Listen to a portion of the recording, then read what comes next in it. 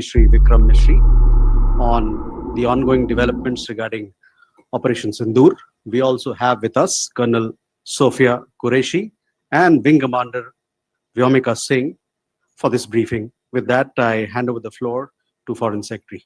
Sir. Thank you, Ranveer. Good evening. Thank you all for joining for this briefing. You would have perhaps seen some information related to developments since late last night, early this morning, which has been put out by the Ministry of Defense. Just in case it has been missed, I will request Colonel Sophia Qureshi and Wing Commander Vyomika Singh to just update you and fill you in on the details. Thank you, sir.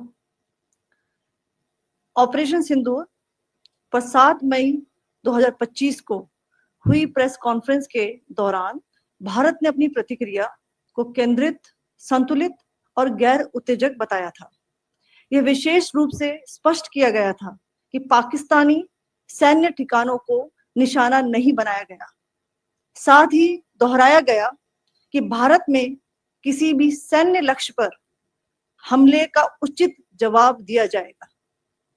7 से 8 मई 2025 की रात को पाकिस्तान ने उत्तरी और पश्चिमी भारत में स्थित कई सैन्य ठिकानों को, जैसे कि अवंतीपुरा, श्रीनगर, जम्मू, पठानकोट, अमृतसर, कपूरथला, जालंधर, लुधियाना, आदमपुर, भटिंडा, चंडीगढ़, नाल, फलौदी, उत्तरलाई और भुज पर ड्रोन और मिसाइलों से हमला करने का प्रयास किया।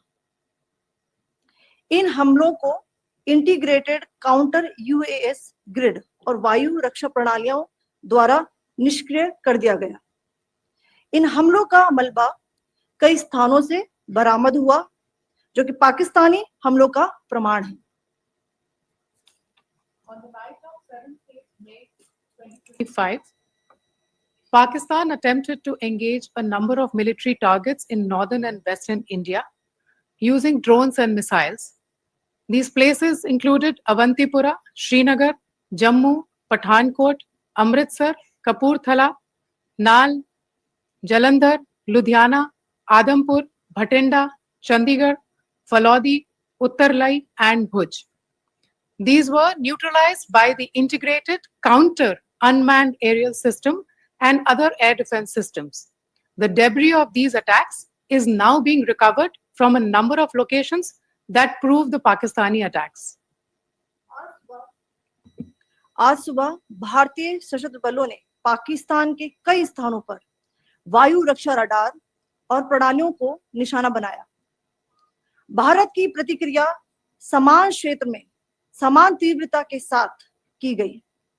यह विश्वसनीय रूप से ज्ञात हुआ कि लाहौर में स्थित एक वायु रक्षा प्रणाली को निष्क्रिय कर दिया गया। Today morning, Indian Armed Forces targeted air defense radars and systems at a number of locations in Pakistan. Indian response has been in the same domain with the same intensity as Pakistan. It has been reliably learnt that an air defense system at Lahore has been neutralized. Pakistan ने नियंत्रण रेखा पर आकरण गोलीबारी की तीव्रता बढ़ा दी है, जिसमें कुपवाड़ा, बारामूला, उरी, पुंछ, मेंढर और राजौरी क्षेत्रों में मोर्टार और भारी तोपखाने का इस्तेमाल किया जा रहा है।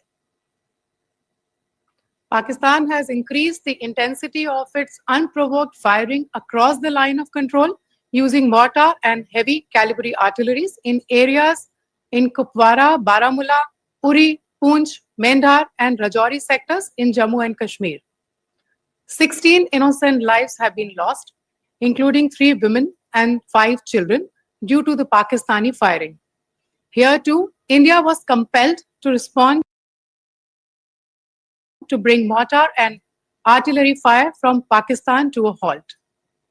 Indian Armed Forces reiterate their commitment to non-escalation, provided it is respected by the Pakistan military. Jai Hind.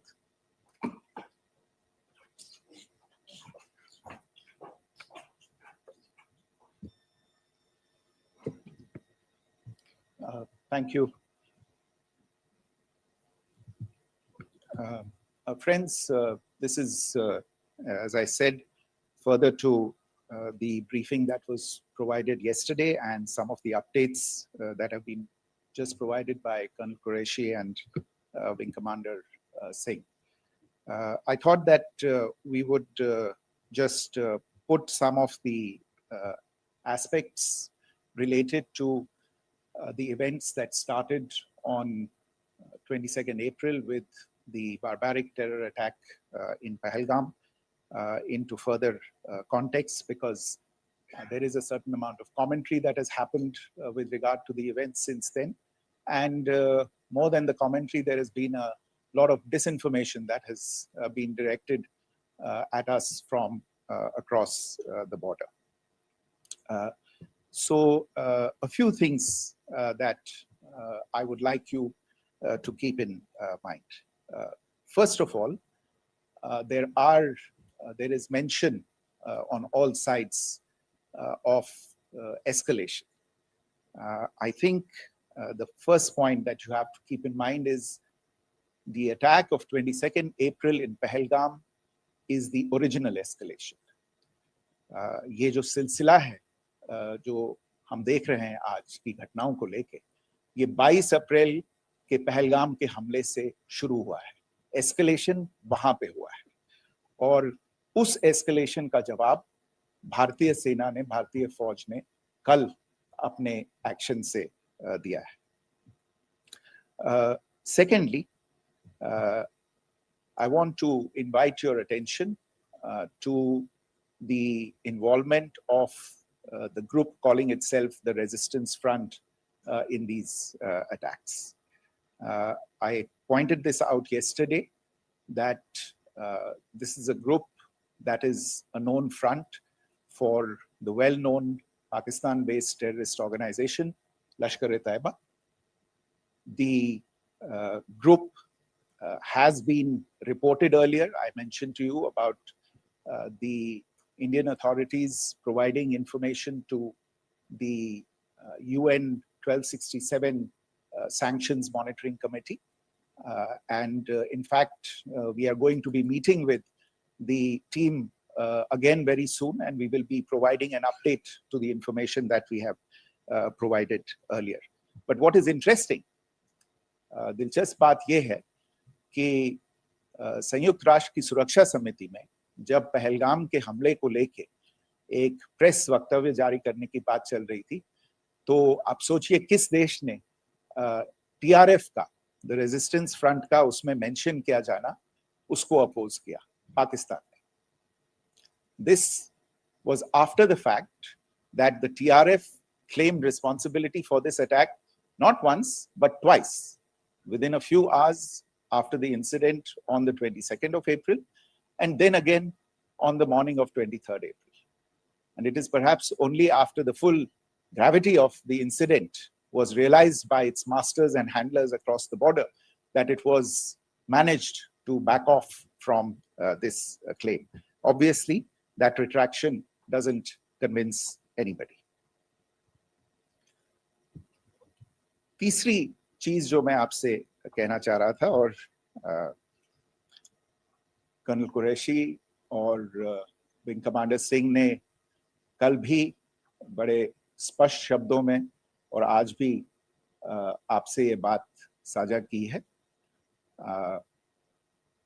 जो भारतीय रिस्पॉन्स है वो नॉन एस्केलेटरी है, प्रिसाइज है, सटीक है, मेजर्ड है और कंसिडर्ड है. Our intention has not been to escalate matters. We are only responding to the original escalation, as I said, and our response has been targeted, precise, controlled and measured. Only military, no military targets have been selected. Only terrorist infrastructure in Pakistan has been hit. Now, there are, as I said, a number of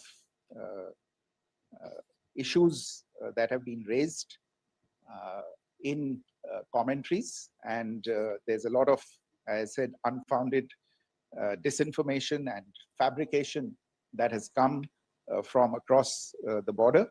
And I would just like to use this opportunity to set the record straight on some of these issues. The first of these is Pakistan trying to wash its hands off any and all involvement with terrorism. I think the Pakistani information minister said there are no terrorists in Pakistan. And I think he was challenged on that in the television program that he was appearing on. But even if I partially repeat myself from yesterday, I think Pakistan's reputation as the epicenter of global terrorism is rooted in a number of instances where concrete evidence is available, not just to India, but to governments and authorities and agencies around the world. There are several terrorist attacks around the world where Pakistani fingerprints have been found. I don't need to belabor the point with regard to this audience about where Osama bin Laden was found and who called him a martyr. Pakistan has also for decades pursued cross-border terrorism into India with impunity. And as I said yesterday also, in order to deliberately mislead the international community, they claimed that the terrorist Sajid Mir was dead. They came under pressure, and Sajid Mir was then brought back to life, arrested, and is now apparently in Pakistani custody.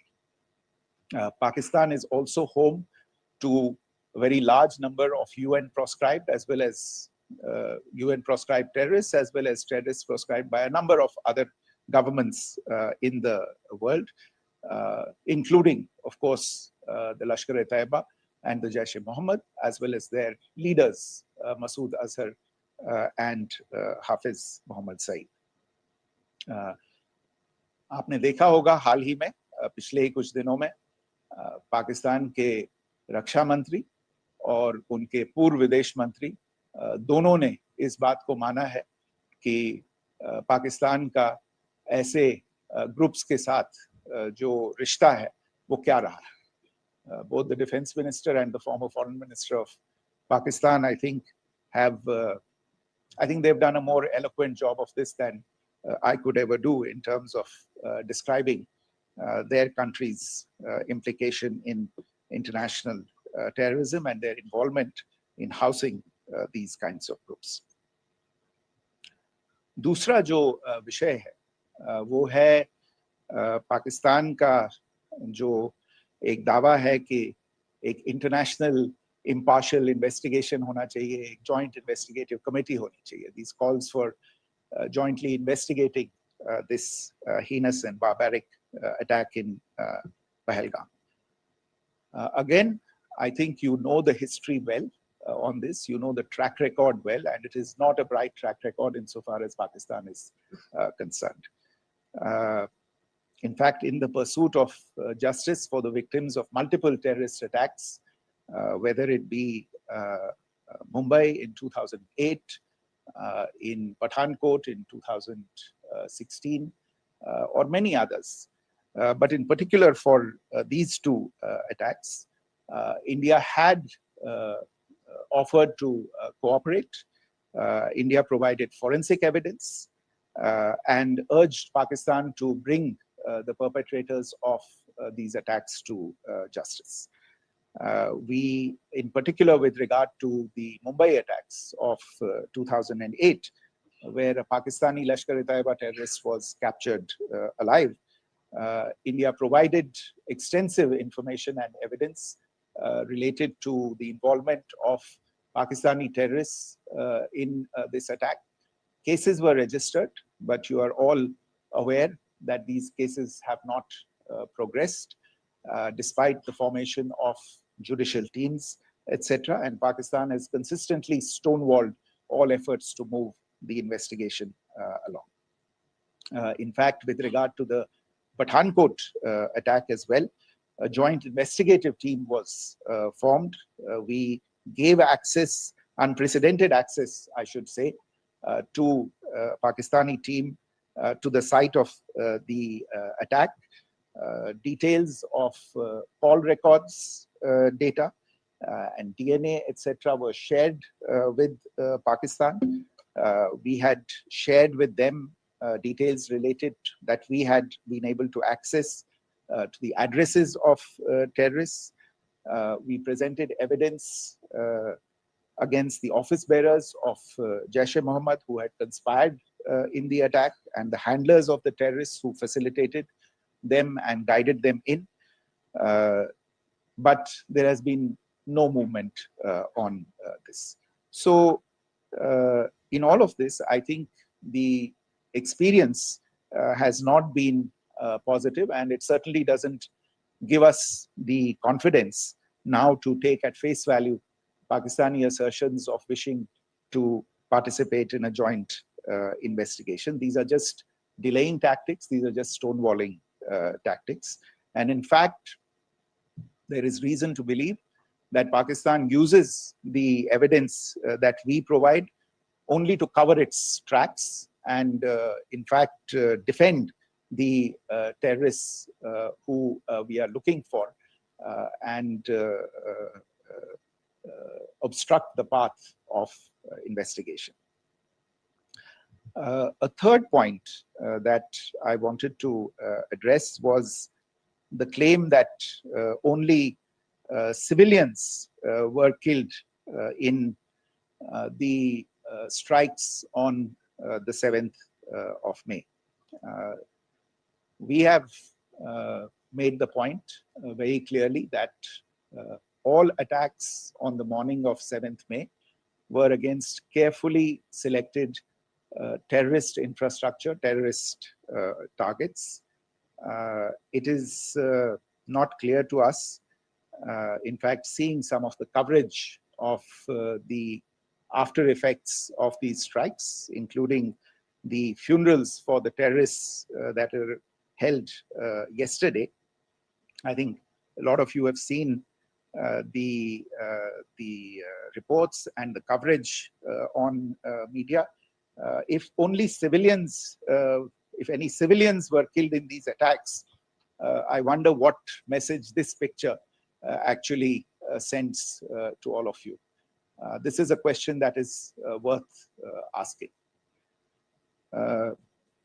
It's also odd that the funerals of civilians are carried out with the coffins being draped in Pakistani flags and state honors being accorded. As far as we are concerned, the individuals eliminated at these facilities were terrorists. Giving terrorist state funerals may be a practice in Pakistan. Doesn't seem to make much sense to us. Pakistan has also claimed that India deliberately attacked religious sites. This is completely false again. I have made it clear that the targets were terrorist infrastructure, terrorist facilities, and locations connected clearly with incidents of cross-border terrorism into India.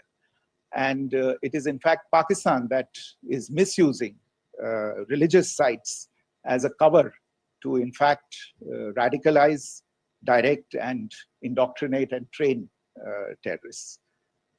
In fact, contrary to what Pakistan is claiming, yesterday Pakistan launched a targeted attack on the Sikh community in the state of Jammu and Kashmir, hitting Gurdwara in Poonch and the homes of Sikh community members, which came under attack. And we know that at least 3 individuals were killed in that particular attack. Pakistan is also making attempts to, in fact, just to add to this point, the retaliatory action that Pakistan has taken in fact is impacting civilians. I showed you the picture of the Gurdwara and the Sikh community members who were killed in this. There are other civilians also who've been killed and injured in these attacks. In fact, since yesterday morning, a total of 16 civilians have been killed and 59 others have been injured in the attacks by Pakistan. Not only this, Pakistan is also making attempts as part of its disinformation campaign to paint our action with regard to cross-border terrorism through the communal angle. If that is the issue, then I think I can do no better than to cite or point you in the direction of the Pakistan Army Chief's speech of 16 April 2025. I think that is the last word in communal rhetoric. And in the Pahalgam attack itself, you are aware of the kind of religious profiling that was done there. And perhaps there is a linkage between these two events. I can only say that these nefarious designs will not be allowed to succeed in India. And it is to be noted that people from all faiths, all religions, all regions in India have unequivocally, not just in India, but around the world, have condemned these attacks. The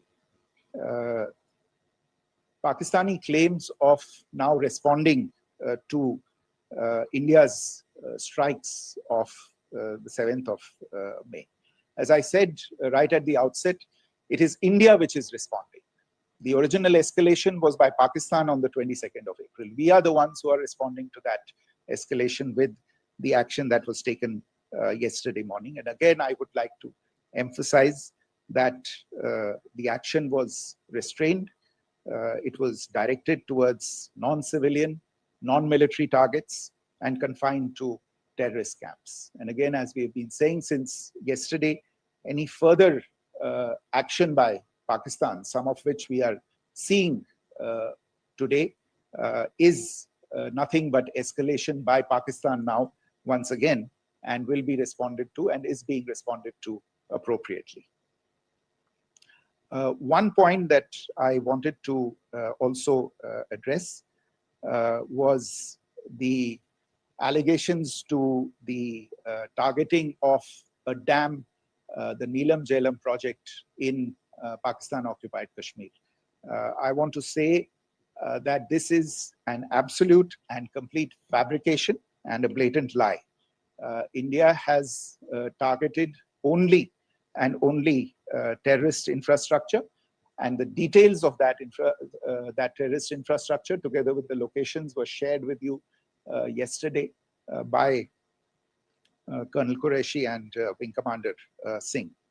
I should note that if this kind of a claim is a pretext for targeting Indian infrastructure of a similar nature, Pakistan will be entirely responsible for the consequences that will undoubtedly follow. Finally, I want to address some issues that have been raised related to the Indus Waters Treaty and the disinformation that has been raised in regard to that as well. The fact is that there have been fundamental changes in the circumstances in which the Indus Waters Treaty was concluded, and they call for a reassessment of the obligations under the treaty. Over the last year and a half to 2 years, India has been in communication with the government of Pakistan. We've sent several notices to them requesting for negotiations to discuss modification of the treaty. India has for 6+ decades now honored the treaty, even during periods when Pakistan imposed multiple wars on us, and even when relations were adversarial. Pakistan is the one that has been acting in violation of the treaty, deliberately creating legal roadblocks in India exercising its legitimate rights on the Western rivers. Any projects that India sought to build on the Eastern rivers, and even on the Western rivers, which we are allowed to by the treaty, were always challenged by Pakistan, thereby hampering our rights to utilize our legitimate waters under the treaty. In fact, if you see, the preamble of the treaty itself states that the treaty was concluded in a spirit of goodwill and friendship. Mark those words, concluded in a spirit of goodwill and friendship. ये भारत का धैर्य और भारत की सहनशीलता है जो 65 साल से हम इतनी प्रोवोकेशन के बावजूद इस ट्रीटी को निभा रहे हैं.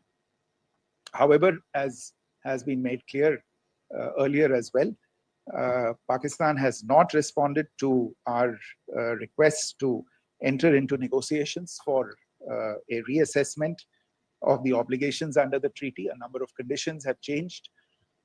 This is a treaty that was based on the engineering techniques of the 50s and the 60s. We are living through the first quarter of the 21st century. Technological changes and technological advancements have to be taken into account. There are demographic changes. There are climate changes that have taken place. There is the imperative of clean energy. And of course, the terrorism that Pakistan has wreaked in the state of Jammu and Kashmir itself has hampered India's ability to exercise its rights under the treaty. Pakistan's persistent refusal to respond to our requests to enter into government-to-government negotiations on the modification of the treaty is, in a sense, itself a violation of the treaty. And therefore, India has taken the step of putting the treaty in abeyance until Pakistan abjures irrevocably its support for cross-border terrorism. Maybe I'll stop there. I mentioned earlier yesterday as well that this is an evolving situation. I would therefore ask all of you to be considerate and restrained. It will not be possible for us or my colleagues from the armed forces to share operational details at this point in time. Beyond that, if you have any questions, may I have time for only a few, and I'll try to answer those questions. Okay, I give the floor to Rishabh. On Secretary, good evening. This is Rishabh from Times Now. I just wanted to understand, as per the press release that has been released earlier today, it says that we have successfully hit at the air defense of Lahore. Does it give our forces a better chances if in case of further escalation? And are there other air defense places as well at strategic location that were targeted? Rishabh, you are violating the first rule that I set out at the end of my remarks. The press release that has been issued by the Ministry of Defense today speaks for itself. It is related to operational matters. It's been released by the Ministry of Defense. As more information becomes available, it will be released at the appropriate time. Once again, please don't go into operational details at this point in time, because this is a constantly evolving situation. Yeah, go ahead. Foreign Secretary Smita Sharma, just wanted to ask, the Pakistani Minister Ishaq Dar in an interview has claimed that the national security advisors of India and Pakistan have spoken to each other. If you could confirm or deny, and is complete severance of diplomatic ties with Pakistan also on the table? I have no information with regard to contacts between the two national security advisors. Insofar as diplomatic relations are concerned, you've seen the steps that were announced in response to the following the meeting of the Cabinet Committee on Security on the 23rd of April. There are no further steps that are under consideration at this moment in time. Here, go ahead. Foreign secretary, मेरा नाम मनीष है, मैं TV9 Bharatvarsh से हूं और आपने खुद ही बताया कि कितना मिस इन्फॉर्मेशन क्रॉस बॉर्डर से आ रहा है, बल्कि ऐसा लग रहा है जैसे पाकिस्तान के प्राइम मिनिस्टर और डिफेंस मिनिस्टर तक भी प्रोपेगेंडा करने में मिस इन्फॉर्मेशन में आ गए हैं। वो कई बार तो ये तक दावा करते हैं कि हम 3 राफेल हमने गिरा दिया, इतने हमने मिग गिरा दिए, और जब उनसे पूछा जाता है तो वो कहते हैं कि सोशल मीडिया में हमने ये सब चीजें देखी थी। तो अगर आधिकारिक तौर पर अगर आप कुछ कह सकें इस पर, ताकि उन्हें भी समझ में आए कि इस तरह के प्रोपेगेंडा नहीं चलने वाला है। देखिए, जब सही समय होगा तो आधिकारिक तौर पे इसके बारे में सूचना दी जाएगी, लेकिन जो आपका प्रश्न है कि प्रधानमंत्री और उप प्रधानमंत्री और विदेश मंत्री, उनके रक्षा मंत्री इस तरह की बातें कर रहे हैं, तो इसमें अचरज की कोई बात नहीं है। आखिरकार ये एक देश है जिसने अपना इसका जन्म लेते ही झूठ शुरू हो गया था। 1947 में जब पाकिस्तानी फौज ने जम्मू कश्मीर पे दावा बोला, तो उन्होंने किसी ऐसे वैसे व्यक्ति से नहीं, संयुक्त राष्ट्र से झूठ बोला कि हमारा कोई लेना देना नहीं है इससे, ये लोग जो गए हैं वो तो कबायली हैं। वो तो जब हमारी फौज वहां पे पहुंची और UN के लोग, संयुक्त राष्ट्र के लोग खुद वहां पे पहुंचे, उन्होंने देखा कि वहां तो पाकिस्तानी फौज घुसपैठ करके आ गई है, उसके बाद पाकिस्तान को मुंह की देखनी पड़ी और उनको मानना पड़ा कि हाँ, उनकी फौज वहां पे कुछ समय से पड़ी हुई है। तो ये जो यात्रा है एक तरह से 75 साल पहले शुरू हो चुकी है, तो I am not surprised that this kind of disinformation is being indulged in. Yeah, Siddhant. So Siddhant from Beyond. So we have seen a lot of negative comments coming from the Pakistani military of escalation.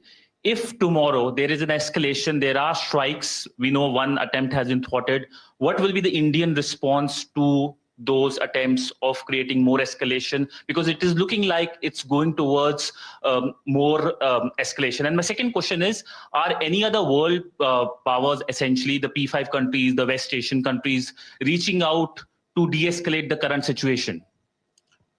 Look, on escalation, we've already made our stance clear. I mean, there are two basic points. First of all, it is Pakistan that escalated on the 22nd of April. We are only responding to that escalation. And then what we have said yesterday and what my colleagues have said today, that now if there is an attempt at further escalation by Pakistan, it will be responded to in an appropriate domain. And therefore, the choice is entirely that of Pakistan to make. As to your second question, I don't think I can do better than to point you in the direction of the statements that are being made from practically every chancellery in the world and the sentiment that they are carrying. That sentiment essentially, and for the major portion, is support for the government of India in the context of the condemnation of the terrorist attack in Pahalgam on the 22nd of April. There is wide recognition of the government of India's right to respond to these attacks in self-defense, and of course a desire to ensure that there is not further escalation. I think these statements speak for themselves. Yeah. Sir, this is Mosami from India Today. Now, in the all-party meeting, we have learned that the defense minister has said that, in the operations in Sindoor, almost 100 terrorists were killed. Would we have any details about what is the number like, and also about if there were any big faces, masterminds, terrorist masterminds who were in fact killed? There is also a report that Masood Azhar's family's 10 members have been killed, and Rauf Asghar, who was actually the mastermind of Pulwama, he's also been badly, severely injured. I don't have information at this point in time to share with you on these issues. But as I said, I think, there is so much information out there on television, in the news media, in social media, that it sometimes looks like a long time has passed since this. Please understand that slightly over 36 hours only have passed since this operation was undertaken. Let's have some patience. Information will come out. It will be shared in due time. Shruti. Thank you, Foreign Secretary. Shruti Ranjan from Bloomberg. Sir, could you give us any understanding whether India has moved the IMF or the World Bank to kind of, sensitize them about the the bailout that Pakistan has, and the kind of stuff that the Pakistan government is doing? Look, we have an executive director at the IMF. Tomorrow there is a meeting of the board of the IMF, and I'm sure that our executive director will put forward India's position. The decisions of the board are a different matter. You know the process through which they are made. But I think the case with regard to Pakistan should be self-evident to those people who generously open their pockets to bail out this country. And since you are from Bloomberg, I think you would have the data on how many IMF bailout programs have been, very good, thank you, have been sanctioned in the space of the last 3 decades. And I think you would also have an idea of how many of those programs have actually reached successful conclusion. Probably not many. So I think this is a decision that board members have to take by looking deep within themselves and looking at the facts. So we can, one last question, sir. Yeah. One last question. Foreign Secretary, I'm Siddhant from CNN News 18. I would like to know, since it's an opportunity to speak to you, I would like to know the response coming from United States since last 3 weeks. Saudi Arabia, Qatar. In fact, Prime Minister Modi spoke to Qatar before the strikes that evening. Perhaps how do you read the support coming from these countries? Perhaps traditionally they were seen on the other side. This time around, their statements are strong worded. In fact, India-Saudi joint statement also had a very strong condemnation, strong worded condemnation. United States at all level have condemned the attack and have extended support. In fact, Saudi Deputy Foreign Minister is in India. He just met EMS Jaishankar. Also, if you could shed some light about on his visit, his meeting with EMS Jaishankar. In fact, we have also been told that he met Prime Minister Modi. Thank you. Look, all the countries that you named and many others, we have been in touch with them. The Prime Minister has spoken to a large number of world leaders. A large number of world leaders have called him, as have called the External Affairs Minister. As we speak, there are conversations going on today as well with world leaders. And your assessment or conclusion of the general tenor of these messages is very much on point. And I think this is a recognition of the fact, firstly, of the barbaric nature, the unprecedented nature and character and features of the attack in Pahalgam, and a recognition of India's right to respond to this. And also a recognition of the fact that in responding, we have been nothing but responsible and have done so in a restrained, in a measured, and in a non-escalatory manner. I think that counts for something. People have taken that into account, and that is what is explaining the kinds of reactions that we are seeing. And we appreciate the sentiments and the statements that have been made by the vast majority of world leaders. Yes, the Saudi Minister of State for Foreign Affairs is in Delhi. He had a meeting with the External Affairs Minister earlier today. I don't have further details at this moment, but if there are details, the ministry will share them at some point with you. Thank you. I think that's all we have time for today. We'll join you again soon. Thank you all. Thank you. और आप हमसे जुड़े रहने के लिए subscribe करें YouTube पर, follow करें Twitter पर और लाइक करें Facebook पर। और ज्यादा जानकारी के लिए आपको टाइप करना होगा सिर्फ न्यूज़ नशा।